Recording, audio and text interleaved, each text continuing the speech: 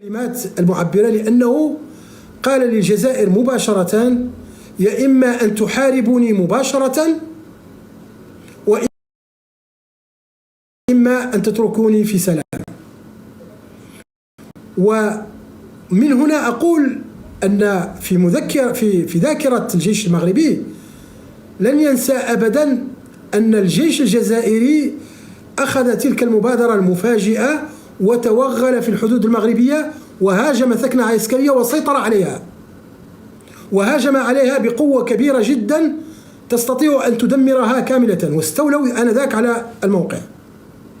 ومن يريد أن يتأكد من العملية يدخل في اليوتيوب ويدير عملية أمقلا، وسيتذكر كلام المرحوم الجنرال دريمي في عملية استرداد المواقع التي اقتحمها الجيش الجزائري.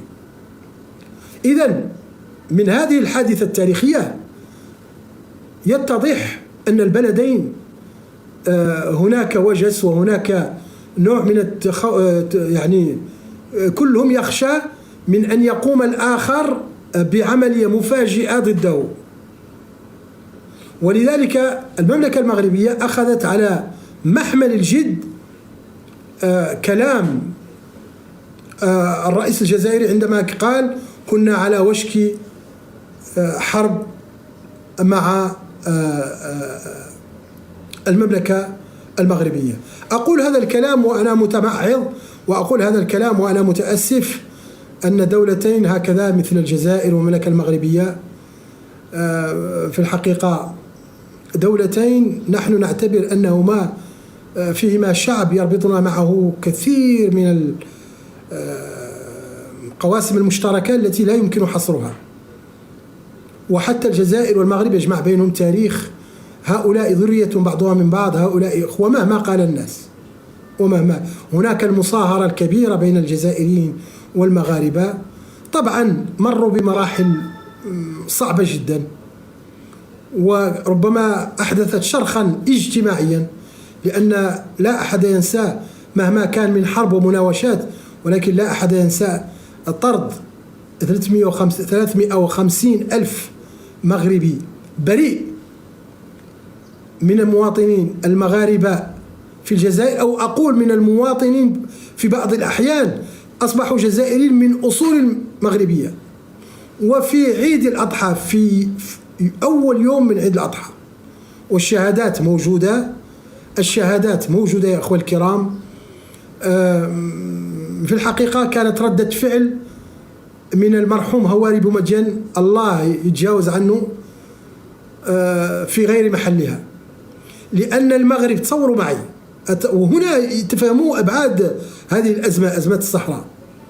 الملك المغربي الراحل حسن الثاني رحمه الله قرر أن تكون هناك مسيرة راجلة سماها مسيرة الخضراء، واختار أن تكون من 350 ألف مغربي في اتجاه إخوتهم في الأقاليم الجنوبية. فكانت ردة فعل أن يأخذ هو 350 ألف مغربي ويطردهم من الجزائر، وفي ظروف غير إنسانية، وفي عيد الأضحى، في عيد الأضحى يا أخوة الكرام.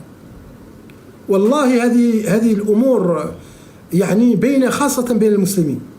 وحسب علمي، وليقولوا أنني دائما من جانب المملكة المغربية وكذا، حسب علمي يا إخوة الكرام إن المملكة المغربية لديها أخلاق في التعامل مع الشعوب لا مثيل له، وسأعطيكم الأدلة على ذلك.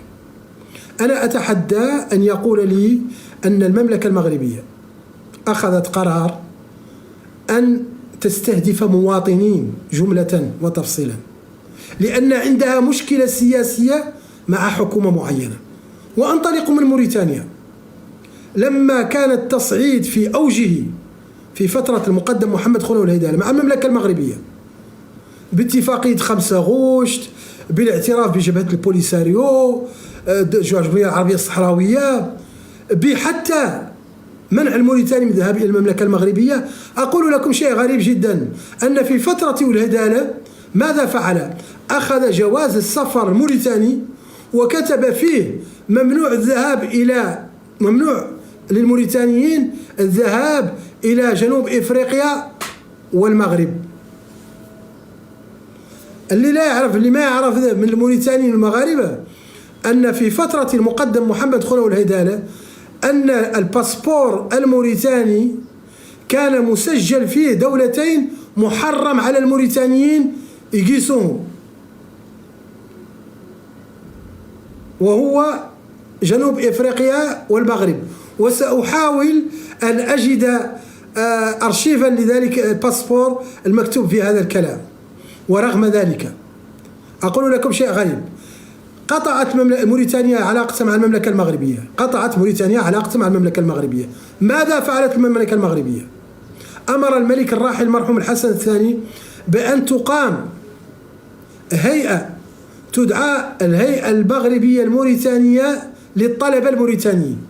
فكان الطلبة الموريتانيين حتى يأتوا إلى المغرب يذهبوا إلى السنغال ويأتوا من السنغال إلى المغرب.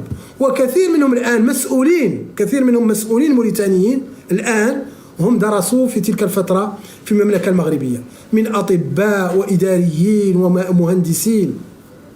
إذن في أوج الخلافات بين الحكومات كانت المملكة المغربية دائما تحاول أن تحافظ عن تلك العلاقات بين الشعوب، وهذا في الحقيقة شيء يحسب للمملكة المغربية. وأنا أقول هذا الكلام ليس عبثا، لأن كثير من الجزائريين الآن يقولون أنهم يتم التعامل معهم في المملكة المغربية أفضل التعامل. وكذلك أقول لما طرد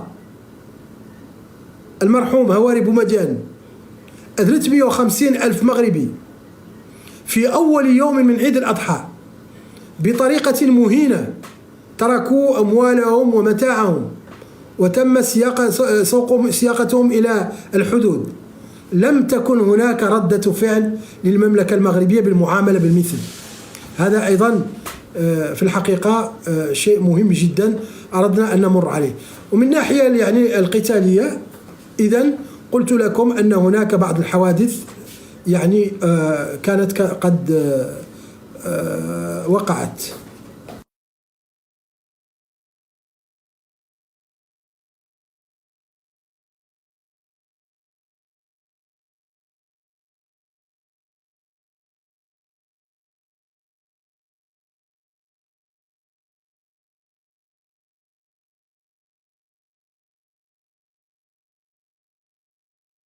إذا قلت يا أخوة الكرام أنه هناك شيء مهم جدا قلت أن في الحقيقة هذه المعلومات التي أعطيت عن تحضيرات على الأرض للقوات الملكية المغربية أردت أن أشرحها وأفهمها، ومع الأسف الشديد الآن التحمت الناحية الجنوبية العسكرية المملكة المغربية مع الناحية الشرقية.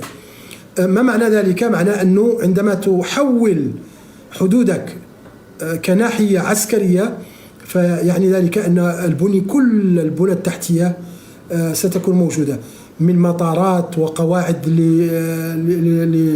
يعني قواعد للقذائف ولرادارات يعني بنية تحتية كبيرة جدا.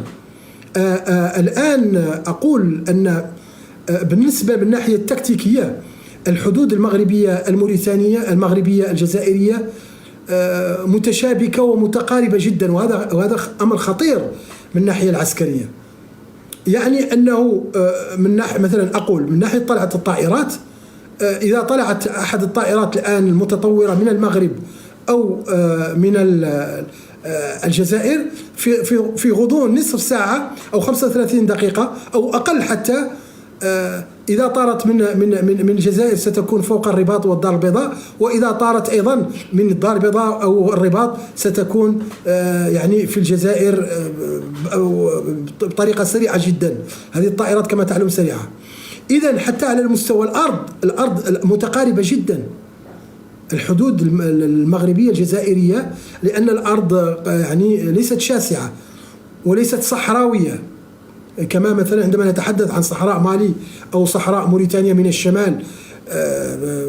يعني نحن نتحدث عن أراضي شاسعة عن آلاف الكيلومترات الوعرة يا إخوة الكرام، لا قدر الله، لا قدر الله إن قامت يعني الحرب اليوم بهذه الأساليب، لأنه في السابق، أقول في السابق، ما وقع بين المغاربة والجزائريين من حرب هي مناوشات أو عمليات عسكرية، ليست بمعنى دي غير كونفنسيونيل، يعني ليس بمعنى الحرب كما يقع اليوم بين أوكرانيا ومثلا أقول روسيا، ودخول جميع المرافق العسكرية والعمليات العسكرية، ويعني كذلك جميع الوحدات. أنا أقول لكم، أنتم تعلمون أن معظم يعني الخيرات والإمكانيات الغازية والنفطية للجزائريين هي في الشرق. اليوم قلت أن هي أقول لا، في الغرب، يعني في الجنوب، في ولاية تندوف. الحرب هي الحرب اليوم ما معنى الحرب أو التحضير لحرب؟ معناه أن المغاربة سيحددون أهدافهم بطريقة دقيقة جدا في حال تمت مباغتتهم، وهذا هو الحرب خدعة. والحرب ملي دائما الذي عنصر مفاجأة خطير جدا، عنصر مفاجأة ممكن أن يعني يهزمك، وفي غالب الأحسان ستهزم. الحرب لا غير دي سيجور، حرب 6 أيام اللي كانت بين إسرائيل والدول العربية، إسرائيل استفادت من عنصر المفاجأة، حيث فاجأت مصر وهي أقوى دولة آنذاك، وحطمت كل مدارج الطيران، وحطمت طائراتها قبل أن تقلع الطائرات المصرية. فعنصر المفاجأة هنا كان قوي، ودخلت الهزيمة. إذن في حالة المملكة المغربية والجزائر، لا قدر الله إن فاجأت الجزائر المغرب، سيكون المغرب في موقف ضعف، سيكون خطير جدا على المملكة المغربية.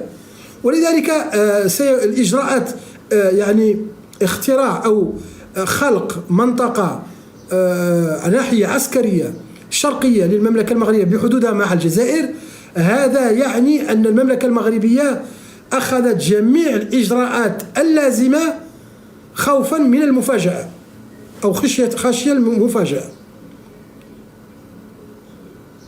وهذا هو الذي يجب أن ننتظر. إذن في الحقيقة والله ثم والله هذا السيناريو مرعب، أقولها بالحرف الواحد. هذا السيناريو نعم، أبدأ أخذ شخص حتى لا يطيل في هذه المعلومات. بسم الله. السلام عليكم ورحمة الله وبركاته. تفضل أخي، من أين تتحدث؟ كيف الحال يا أستاذ؟ بارك الله فيك. من أين تتحدث أخي الكريم؟ من أين أنت؟ أخو أنا الأزهر الجزائري، واسمي يدل على من أنا. خلاص، مرحبا بالإخوة الجزائريين. الأزهر بارك الله فيك. هل الأزهر؟ نعم. إيه الأزهر كلمة نعم خاصة بالجزائريين، هذا الاسم خاص بالشرق الجزائري بالضبط. الشرق. طيب. شائع هذا الاسم تاعي أنايا من قبائل الشاوية التي تتمركز في الشرق الجزائري. مرحبا. والله سمعتك يا الأستاذ تتكلم في واحد السيناريوهات وكذا، ممكن هذه احتمالات واردة بطبيعة الحال، وأتيت على ذكر مقدرات الجزائر، وما عرفتش أنت أين تقع حقول الغاز والنفط. ممكن أن تجهل الجغرافية الجزائرية، معليش نوضحوا لك. وضح لي لو تريد. إذا ربما أوكي. حقول النفط، متأكد أني أعلم أين هي الحقول الجزائرية. تفضل. ربما أنا أخطأت. أنت تعلم أين تقع؟ طبعا. اوكي، ما لا نفوتوها الحكايه. لا داعي للخوض، لا داعي. ما دمت تعلم يا اخي، ما دمت تعلم يا استاذي الكريم، فلماذا اضيع وقتي في هذا شوف، انا قد نكون اخطات، ربما قلت في الشمال والجنوب اخطات، ولكن انت جزائري، اعطينا يعني فكره عن الجزائر، انت افضل من يتحدث عنها. والله يا اخي اللي يحوس يعرف اين تقع حقول النفط ما عليه إلا الذهاب إلى الجوجل، الولوج إلى محرك البحث جوجل، هو يوري له المواقع والمدن وغير ذلك. أنا والله ما استوقفني نورمالمون يا أستاذ بوطالب، أنت تدعي أنك موريتاني محايد، تدعي. ولكن في الكلام نتاعك لا شوف، لا معليش نكمل الفكرة. لا، ولكن لا تتكلم. نكمل فكرتي. انا لا ادعي. انا موريتاني، وممكن نعطيك الباسبور مرة نقول لك.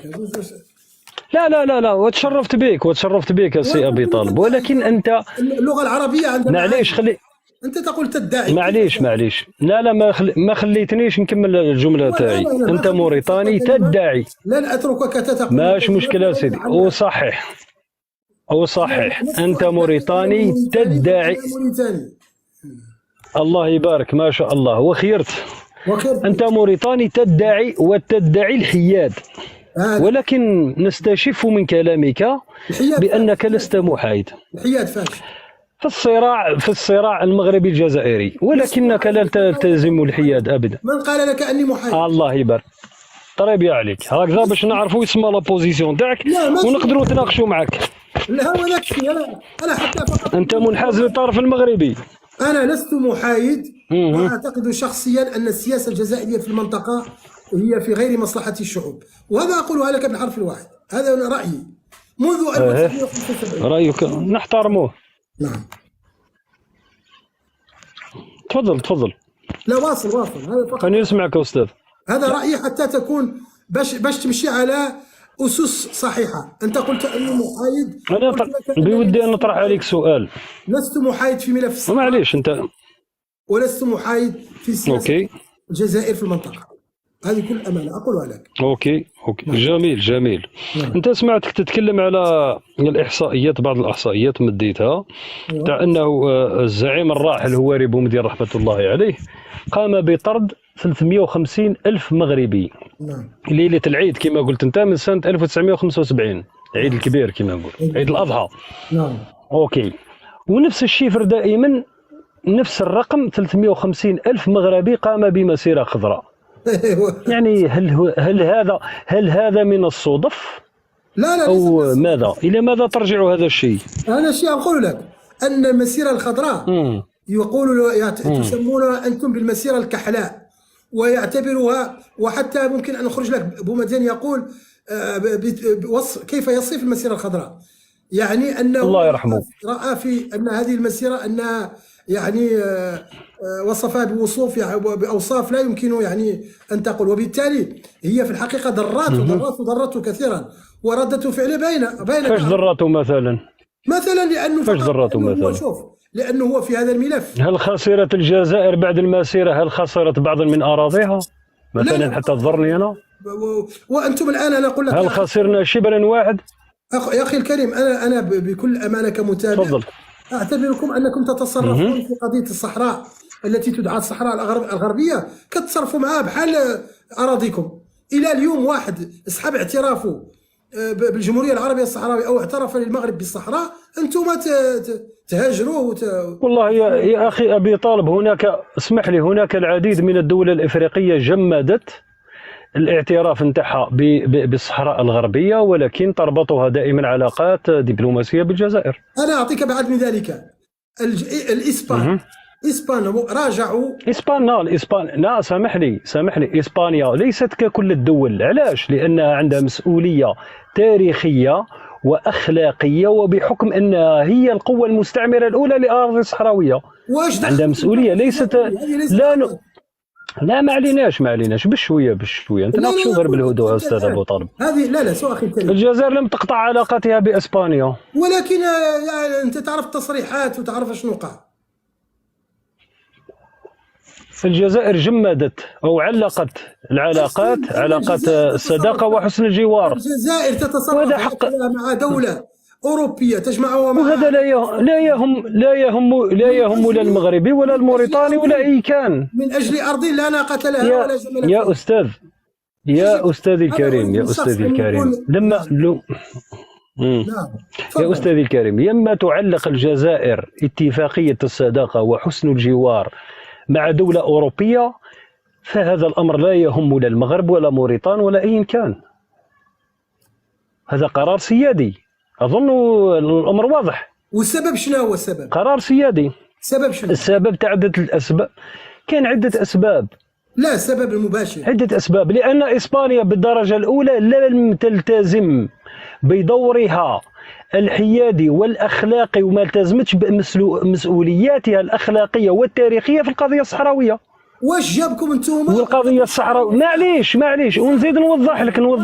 لا تتقلق يا استاذي. لا تتقلق. انا ماني مقلق. ما انت تقول تفضل. هذا الكلام يعني يؤخذ ضدك. انا قلت لك انكم تتصرفون وكأن هذه الارض ارض من الجزائر لا. والدليل على ذلك لماذا لم تتحدث اي دوله ضد اسبانيا؟ يلا اعطيني جاوبني. لماذا الجزائر؟ درك نقول لك اوكي نجاوبك. هو اللي تكلمت الجزائر. نجاوبك ان شاء الله. نجاوبك ان شاء الله يا استاذ ابي طالب. يلا تفضل. لان الصحراء الغربيه والمغرب يقعوا في الجوار الجزائري، وامنهم وامن المنطقه كامل ينعكس سلبا او ايجابا على الجزائر كدول الجوار كامله. كيكون نزاع، اسمح لي، خليني نوضح لك.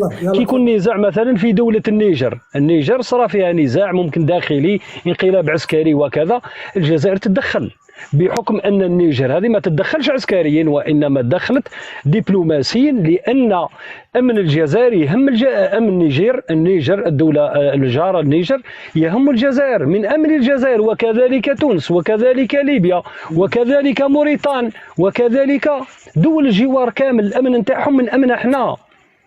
لما اسبانيا اليوم التي عندها مسؤوليه قلت لك انا تاريخيه واخلاقيه في حل النزاع اللي قايم في الصحراء، نشوفوا لما سانشيز ادلى بهذيك الحكايه تاعو انه راى ولم يعترف بمغربيه الصحراء كما يروج له الكثير، راى انه الحل نتاع الحكم الذاتي يمكن ان يكون هو الانسب لحل هذه القضيه هذه والنزاع هذا. بالتالي هو خرج على الشرعيه الامميه واش تقول؟ سماتها باللي قضيه تصفية استعمار، قضية تقرير مصير للشعب الصحراوي، دعوه يقرر مصيره، إن أراد أن يكون مغربيا مبروك عليكم وعليه، وإن أراد أن يكون صحراويا فمبروك عليكم وعليه. هذا ما كان. هذه الأمور واضحة، الشرعية الدولية ها واش تقول. ايوا شوف المينورسو هاي واش تقول. إذا كنت تتحدث تفضل أخي الكريم، أنا أعطيك نعم. واحد. قضية الصحراء كما قلت هناك ملف وهناك متحدة وهناك مينورسو وهناك. لماذا لم حتى الأمم المتحدة والأمين العام والمبعوث الخاص وكذا وكذا وكذا لم تكن لهم أي تصرف؟ تتحدث عن الحدود. موريتانيا لديها حدود كبيرة وشاسعة مع المنطقة، وموريتانيا لم تقل حرف واحد لأن هذا قرار سيادي لدولة خارجية عندها لها الحق أن تراجع موقفها. لماذا أنتم بالضبط كجزائريين في كل المحافل أنتم الوحيدون الذين يتحدثون عن الصحراء؟ لماذا؟ وهذا دليل كما قلت لك أن تصرفكم مع القضية يعني أنتم لا تريدون أن تعترفون به، ولكن يكفي تصرفكم يوحي أن لكم علاقة لم يفهمها البعض حتى الآن مع هذه المنطقة. أنتم تقولون احنا ما بيناش، احنا ما عندنا علاقة ولا مطالب لدينا في الصحراء الغربية ولا كذا وكذا، ولكن أنتم تتصرفون حتى أن الجزائريين يقولون بالحرف الواحد أن أي رئيس جزائري وصل إلى الحكم أول ملف يطرح له قبل الملفات الجزائرية الساخنة يطرح له ملف الصحراء الغربية. هذا مو كلام. من قال هذا الكلام؟ إذن أنا أريد منك أنت يا جزائري أن شوف ما هي العلاقة الحقيقية وما هو المبتغى الحقيقي مع هذه المنطقة. شوف يا أستاذ أبي طالب، شوف أنت بحكم أنك موريتاني تعلم باللي موريتانيا معليش لا دقيقة خليني مغربي ماش مشكل معليش لا علينا. أنا شفت بار اكزومبل أنت ممكن راك تدافع عن المملكة المغربية دفاعا شرس وهذا حقك الله يعاونك، ما يهمنيش أنا ما يهمني هو أناقش الأفكار ولا أناقش الأشخاص. نعم شكرا. الدولة تاعك موريتانيا هل تعترف بالبوليزاريو، جبهة البوليزاريو؟ معليش معليش نمشيو، متبعني في الطرح، سيرني في الطرح تاعي. واضح. هل تعترف الجمهورية الإسلامية الموريتانية بجبهة البوليزاريو كممثل وحيد وشرعي للشعب الصحراوي، نعم أو لا؟ نعم، ما فهمت السؤال شنو؟ دولتك موريتانيا تعترف بالصحراء الغربية وي ولا؟ موريتانيا تعترف بالجمهورية العربية الصحراوية، نعم. الله يبارك. ما شاء الله. شو المشكلة هذا؟ مو موضوعنا هذا. معليش هذا موضوع من المواضيع الكثيرة. هل هناك علاقات؟ معليش درك نمشي معك يا أخي، سايرني في الطرح تاعي. هل هناك علاقات دبلوماسية بين المملكة المغربية وجمهورية موريتانيا، نعم أو لا؟ ما قلت، ما سمعت السؤال. هل هناك علاقات دبلوماسية بين المملكة المغربية وجمهورية موريتانيا، نعم أو لا؟ هل هناك علاقات بين موريتانيا والمغرب؟ نعم. يا طريبي عليك. أنا من هذا المنظور ومن هذا المنطلق، أنا يا سمعت الخطاب تاع عيد العرش تاع الملك أو العاهل المغربي لما تكلم أنه علاقاته بالدول الأخرى، المنظار اللي يحكم به هو العلاقات نتاعو مع الدول الأخرى هو قضية الصحراء. طبيعي، لأن أقاليمهم هم ساكنين فيها وجالسين فيها. أوكي، ماش مشكل. يعني هو كان يقصد في الخطاب نتاعو باللي الدول اللي تعترف له بمغربية الصحراء كما يقولون هي اسمها دول صديقة وتكون عنده علاقات معها طيبة، واللي ما تعترفلوش بمغربية الصحراء نتاعو ممكن سوف يقطع العلاقات ولا ينهيها معاهم ولا حاجة كيما هكا. هذا لماذا؟ هذا فهمك أنت، أنا عندي فهم آخر. عندي فهم أيوة. آخر. تقدر تعطيني تفسيرك الآخر؟ والله يعني أنه ماذا بيا؟ سأطبقه لك بالعلاقات العادية. أنا عندما أقول هذا الكلام هذا الكلام وهنا أوجهه خاصة للناس اللي مؤثرة والدول المؤثرة والكبيرة وكذا وكذا، أقول لهم نحن سننظر إلى شراكتنا معكم عبر منظار الصحراء.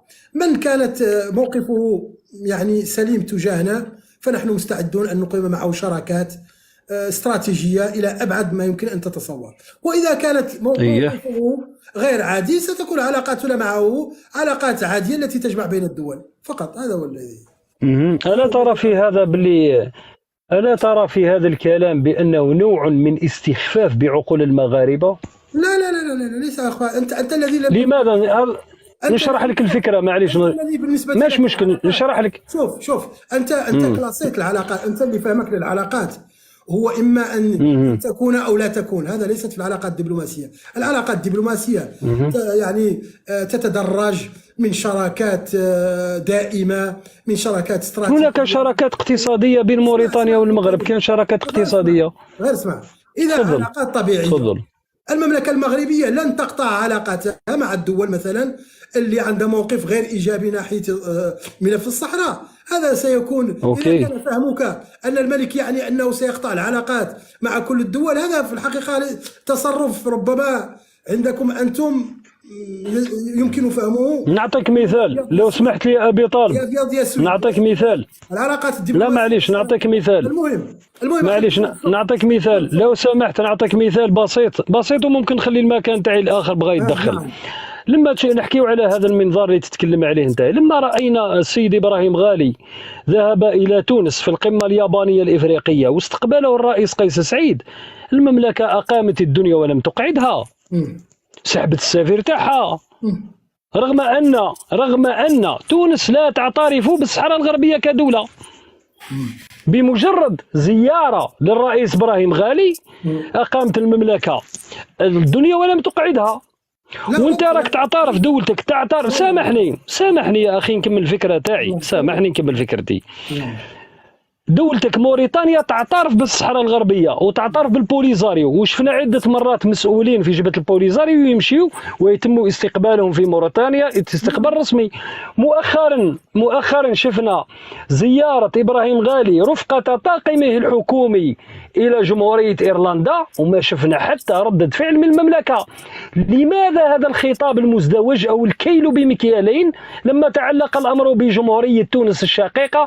هل هذا احتقار دولة تونس أو استصغارا لها.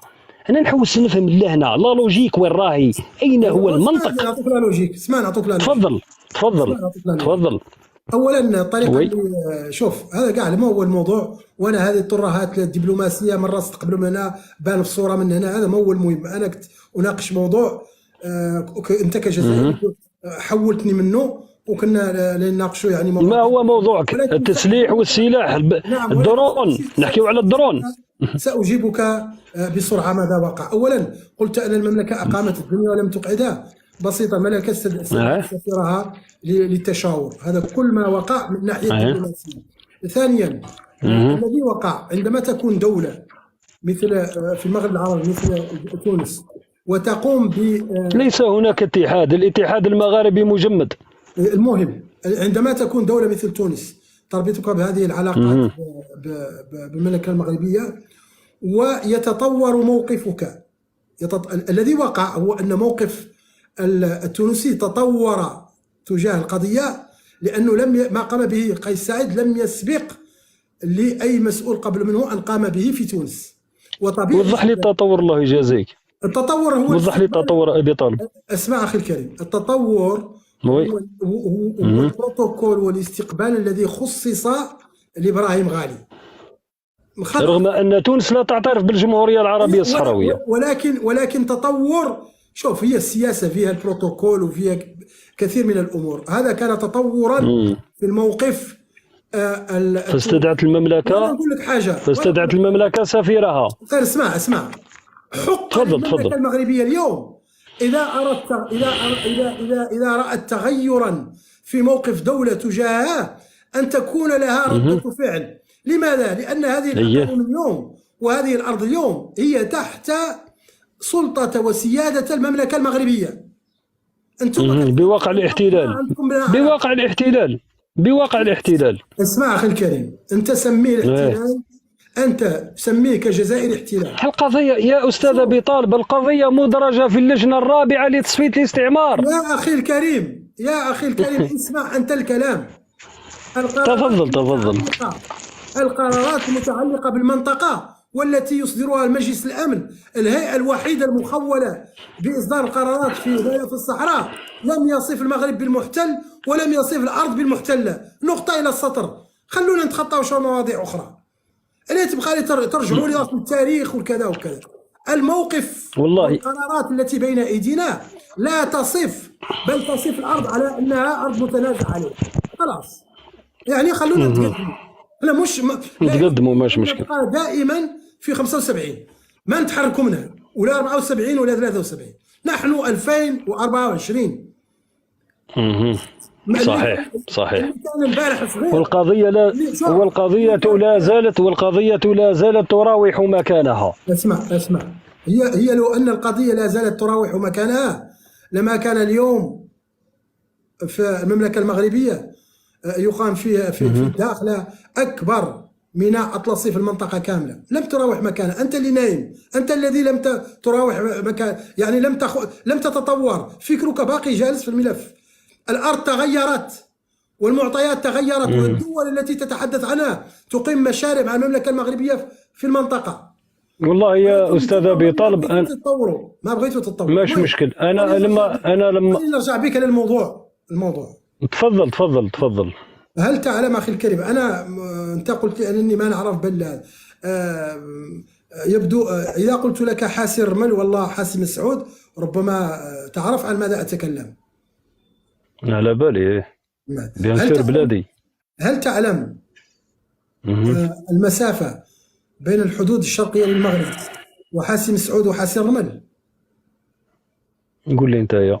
لا ما نقولكش.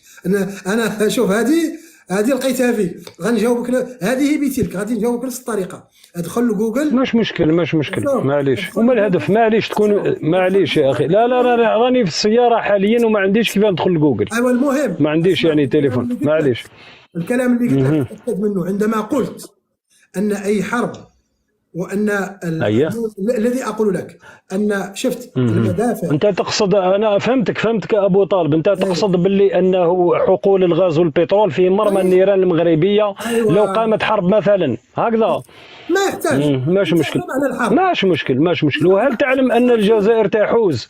معليش، وهل تعلم بان سامحني نجاوبك، والله لا جاوبتك والله. لو جاوبك لو سامحت على هذه النقطه.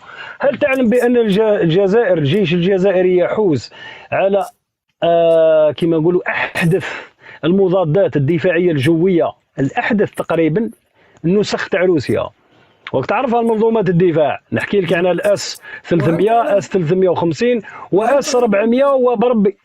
نعم. انت ان الدرونات الاوكرانيه وصلت موسكو؟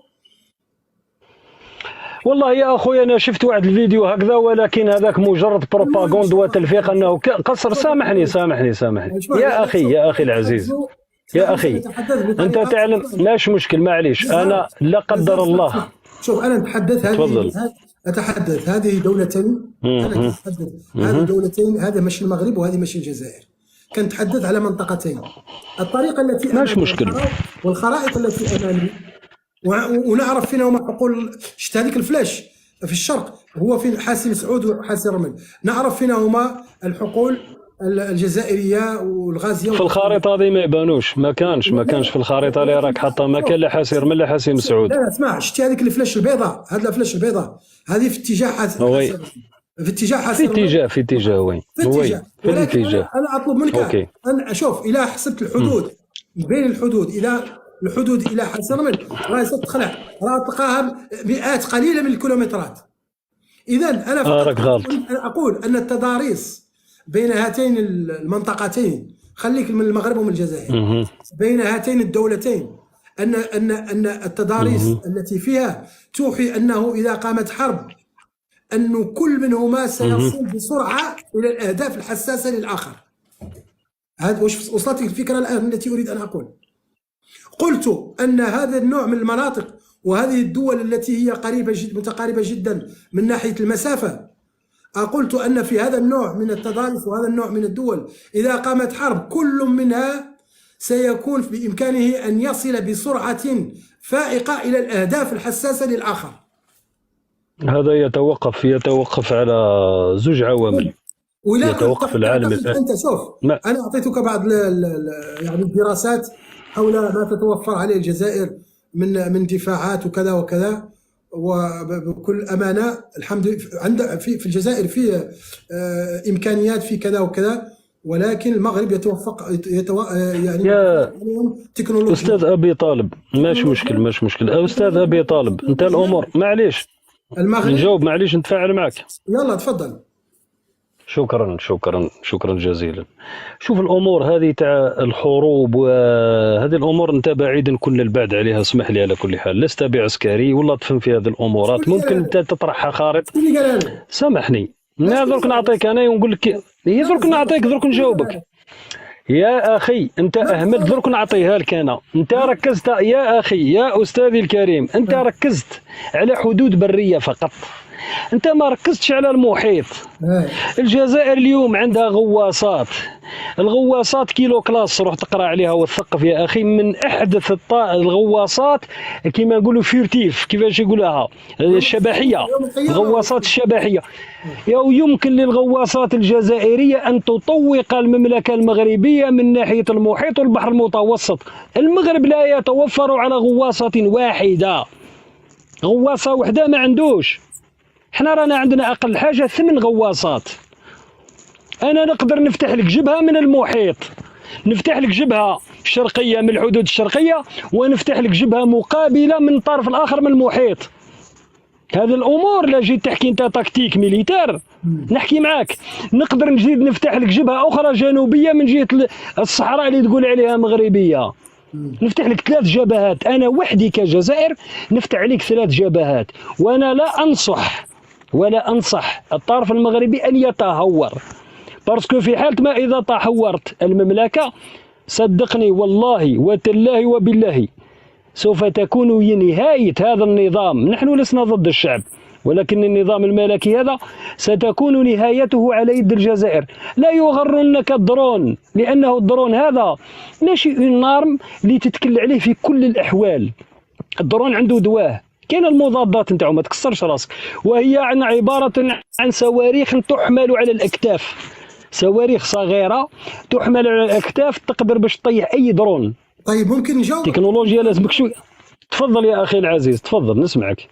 أنا ما نكذبكش، ولكن عندي تاريخ ممكن نعطيه لك.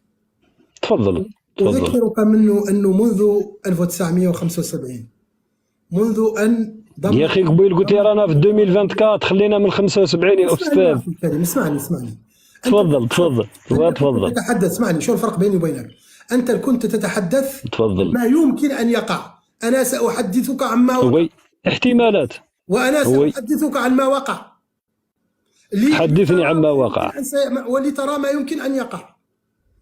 الذي أوكي وقع، تفضل. اسمع، الذي وقع أن المملكة المغربية منذ 1975 ضمت الأرض، لما ضمت الأرض تكالبت عليها البوليساريو والجزائر وليبيا ولم تأخذوا منها شيئا.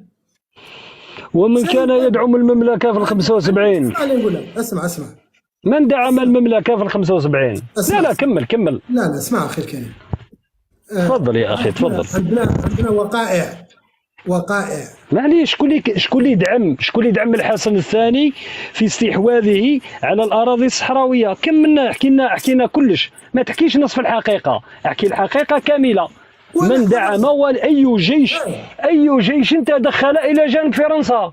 اسمع شكون اللي كان؟ اسمع، تفضل.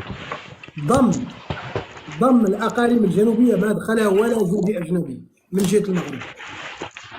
فرنسا ما كانتش؟ اسمع، ودافع المغاربة. أتنكر أنه فرنسا؟ أتنكر؟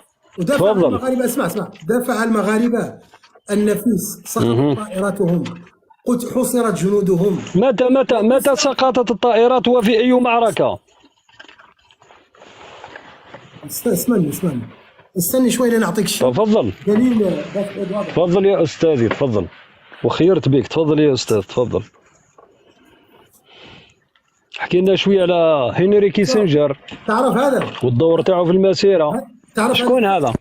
هذا الكتاب حينعتو لك الان. والله يا اخي ماوش باين مليح، ما باليش مليح، وري لي العنوان. لا غنبينو لك الان غتشوفوا. هذا وربما يستمع الينا الان. هذا هو النقيب علي نجب، قائد صرب المقاتلين المغاربه اللي متواجدين انذاك 78 متواجدين في العيون. هذا سقطت طائرته، اسقطتها جبهه البوليساريو، ووقع سجين بين ايديهم مده 25 سنه.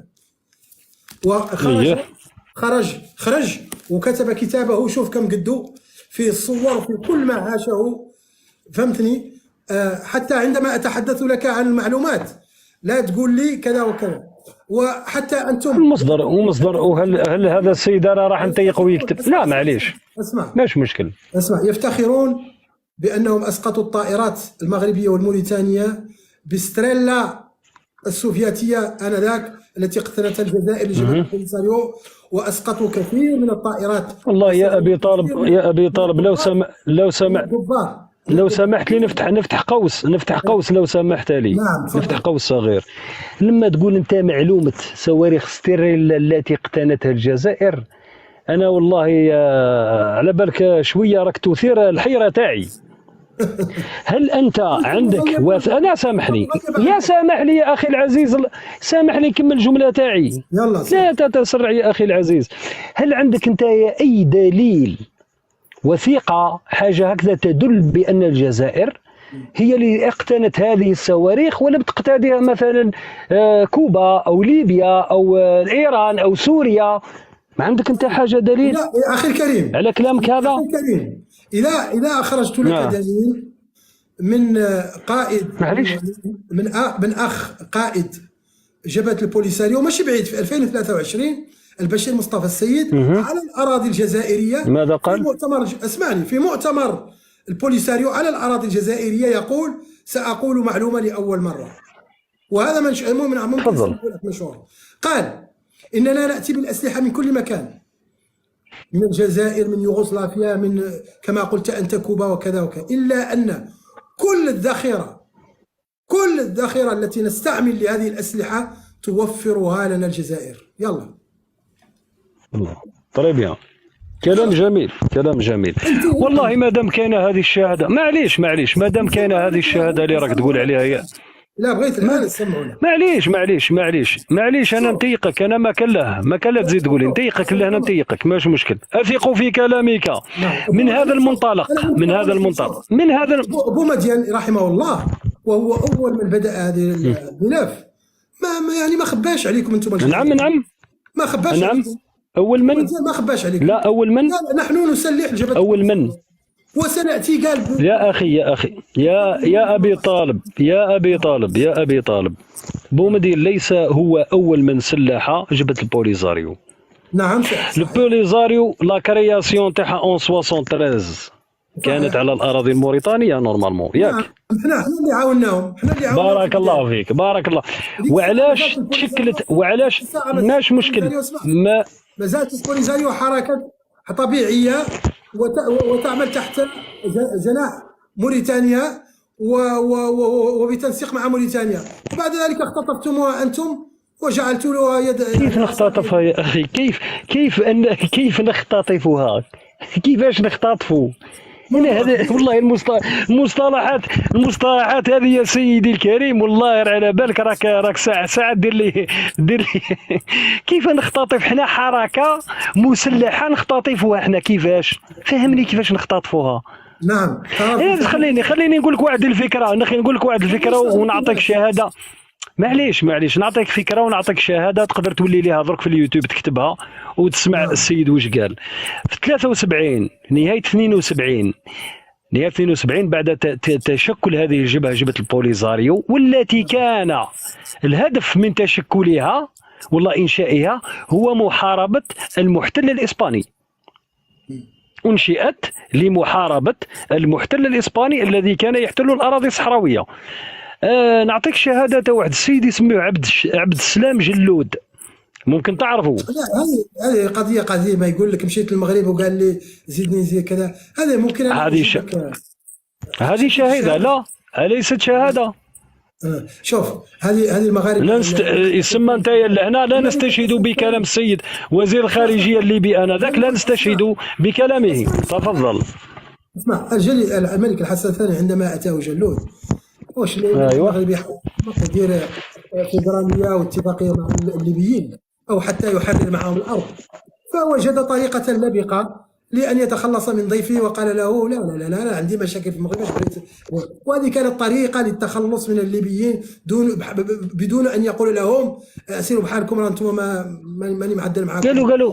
قالوا امر الصحراء الغربيه لا يعنيني، قالوا بالكلمه هذه، قالوا امر الصحراء الغربيه لا يعنيني. وكلمة اسمع، ما سمعت لماذا قالها له؟ قلت لك قال الملك جوابا، قال له بالحرف الواحد لدي من القنابل والألغام ما يكفيني. وش كان يقصد بالألغام والقنابل؟ وش كان يقصد بهم؟ يا أخي الكريم، أنت لا تفهم في أسلوب تفادي الأمور. قلت لك أنه هو أجاب على هذه القضية، قال لقد أتوني الليبيين وأحرجوني وكانوا يريدون أن ينسقوا معي لتحرير الصحراء وكذا، وأنا لم أكن لأرضى بذلك. لماذا؟ لأن لو أنه قبل الأمر وقبل أن الليبيين يساعدوه في قضية الصحراء يبقوا دائما تابعينه. فبالتالي ماذا قال لهم؟ قال له واش بغيت انا بالصحراء عندي يسمى احنا بار اكزومبل نعطيك نقيس على كلامك يا استاذ ابي طالب. احنا من لما ساعدنا العرب السعوديين المصريين السوريين في الثوره التحرريه تاعنا حنايا، يسمى بقينا تابعين لهم على حساب كلامك. لا اسمع العرب كي ساعدونا في الثوره التحرريه، سامحني على هذا قياس على كلامك، لا سامحني اذا لما يا اخي اعطيني وسع بالك يا ابي طالب، ما تخافش عليا يا ولدي. ما عنده ما يصرى لي، راني في اسمع، انا حر في بلادي وادلو بما ادلو به وماني خايف حتى واحد. انا عندي حريه تعبير في بلادي، انا لست انا نظامي جمهوري، لا سامحني، انا نظامي جمهوري ويخليني نتكلم ما اشاء. انا نروح نقيس على كلامك انت نقيس على كلامك لما ساعدنا الاشقاء يا اخي، ساعدنا الليبيون، ساعدنا التونسيون، ساعدنا السعوديون. هل لما استقلينا جاوا يشاركوا معايا الارض هذو؟ المغاربه ساعدوكم ابلاه؟ لم يساعدونا بطبيعه الحال، طبيعه الحال ما ننكروش، حنا فضل الرجال ساعدونا سيفري، تلقينا الدعم. يا ولدي اسمح لي نفهمك حاجه، اسمح لي، انا ماشي جاو جاهدوا معايا بالسلاح يا اخي، يا ابا طالب، يا ابي طالب انا والله لا الجزائريين كامل يعترفوا، الجزائريين يعترفوا بالعقل بشويه. اللي ساعدنا حنايا، ساعدنا انذاك، ساعدنا محمد الخامس الله يرحمه، ما ساعدنيش الحسن الثاني، الحسن الثاني لما استقليت جا صادم عليا يدي لي ارضي، خدعني طعني في الظهر. المهم خلينا من ذيك اسمع، لا كون نمشي انا لا نمشي، نقيس على كلامك اللي قلته انت. اذا قال الحسن الثاني قال لو تقبلت ولا قبلت المساعده تاع الليبيين غدوه كي نسترجع الصحراء هذه يجيو يديو معايا الله يقسموا معايا. الا وقسنا على هذا الكلام، اذا الاشقاء العرب اللي ساعدوا الثوره التحرريه ساعدوها ثاني حتى هما يجيو يقسموا في الاستقلال وجاو يقسموا معنا ارضنا. لا الا مشينا بالمنطلق هذا اللي راك تخمم به انت. لا مو نفس الشيء. النظام الليبي كان نظاما ثوريا وكان يريد بسط فكره في المنطقه، وبالتالي اي توافق معه سيعتبر خساره كبيره. نظام ثوري. القذافي لما ساعد الصحراويين لا سامحني، لما ساعد القذافي الصحراويين والبوليزارو من اجل دحر الاحتلال الاسباني، الاحتلال الصليبي الذي يحتل ارض المسلمين، ليس لمحاربه المغرب. وكذلك الجزائر فعلت بعده. على كل حال شوف، ما نقعدوش نخلطوا في الامور، لا. نعم حتى على كل حال انا يا اخي انا والله نتمنى من العبقريه تاع الحسن الثاني اللي دارها واسترجع اراضيه بمسيره مسالمه، ماذا بيا يحذو الحذو نتاعو ابنه ويدير ثاني مسيره اخرى خضراء ويسترجع ما بقى له من الاراضي اللي تحتلها اسبانيا منذ 5 قرون او اكثر. ماذا بيا حتى يزيد يدير نفس الشيء. أنا أعتقد أنه يأتي دائما في التسويف. أنا أعتقد أن الأمر سيأتي والله وتالله وبالله لن يجرؤ أي حاكم علوي على تفضل 5 قرون يا أخي العزيز، تفضل. تتكلم ولا تتركني أعلق. قلت لك والله نقطع المايك، نقطع الصوت. أيوة إذا شكرا. أنت تقول كثير من الكلام ولا تتركني أعلق. أنت قلت أنك ماذا بك أن كما أن الملك الراحل حسن الثاني رحمه الله قام بمسيرة خضراء تجاه أقاليم الجنوبية، يقوم بمسيرة خضراء تجاه سبتة ومليليا. وأنا أقول لك أن السياسة قائمة على الأولويات، وأن أولويته أن تتركوه أنتم يحل المشكلة في الأقاليم الجنوبية، وعندئذ يصيب ويديه عندما ينتهي من ذلك المشكل، هنالك ربما تكون المسيرة الخضراء نحو سبتة ومليليا وقتها مناسبا، لأن هذه هي الحياة. أخي الكريم، أنا الظهر ربما تعداني شوية الظهر، وأنا راني عدت لك شكرا كريما على احترامك. شكرا أستاذي، أبادلك المتابعة ومرة أخرى إن شاء الله. شكرا على المتابعة، واسمحوا لي الكرام أنه شفت رب صدفة خير من 1000 ميعاد. أنا كنت نطلع على الأخوان فطلع معي الأخ الجزائري، فاخترت أني أتحاور معه.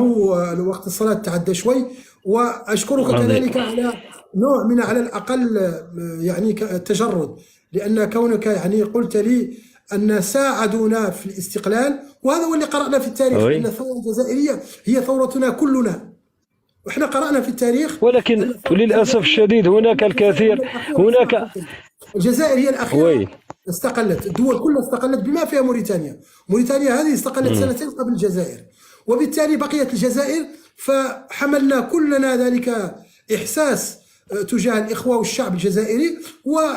لولا الثورة نقول لك اليوم هذه الثورة يتبناها كل الدول العربية، وطبعا بارك الله فيك. نزيد لك معلومة يا أبي طالب قبل أن تنصرف، نزيد لك واحد المعلومة قبل أن تنصرف. لولا الثورة الجزائرية المباركة لما أخذت لا تونس ولا المغرب ولا موريتانيا استقلالهم. لولا الثورة الجزائرية المباركة ما تستقل لا تونس لا المغرب لا موريتانيا، لأنه فرنسا اعطات الاستقلال لدول الجوار لتتفرغ كما نقولوا حنا لو جوايو دي كولوني فرونسيز اون افريك سيتي لالجيري، هي جوهرة المستعمرات من كل خيراتها. ولكن يا اخي، ولكن حسب القول ان فرنسا اعتقدت انها ستتمكن من الجزائر، وبالتالي الحمد لله اخذت لنا الحمد لله ما تمكنتش الحمد لله بفضل الرجال المجاهدين والشهداء ما تمكنتش. ضيعت تونس وضيعت موريتانيا وضيعت المغرب. الحمد لله لانه فرنسا تعرف قيمه كل هذه الدول. العفو، شكرا.